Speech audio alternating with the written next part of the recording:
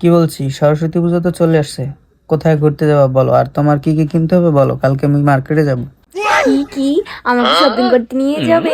আমার না দুটো শাড়ি লাগবে, দুটো জুতো কিনবো, হ্যাঁ নীল পলিশও কিনবো, আর একটা মেহেন্দি কিনবো, আমার হাত সাজাবো। এই শোনো না, আমার মাসির ছেলে মানে আমার ভাই এসেছে। ও বলছিল পার্কে ঘুরতে যাবে। মাসির ছেলেকে কি আমাদের সাথে নিয়ে যাবা? মাসির ছেলে যাবে মানে? ও আমাদের সাথে পার্কে গিয়ে কি করবে?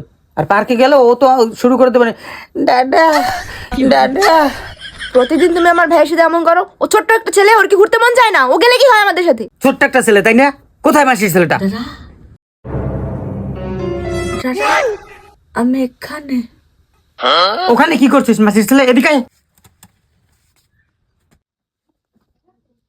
তুমি হিসু করলে প্যান্টে এখনো দুপুরটা পরে না প্যান্টে দুপুরটা পরে না, তার মানে ও বড় হয়ে গেছে। এ ভাই, তুই আমাদের সাথে পার্কে ঘুরতে যাবি? হে হে। মাসির ছেলে, তুমি আমাদের সাথে পার্কে ঘুরতে যাবা? হ্যাঁ, পার্কে গিয়ে তুমি কি করবে? পার্কে যে আমি হরেন বাজাবো। ও আচ্ছা, কিভাবে হর্ন বাজাবে? পুচ পুচ। তারপর আর কি করবে পার্কে গিয়ে? ঘোড়ার ডিম দেখবো।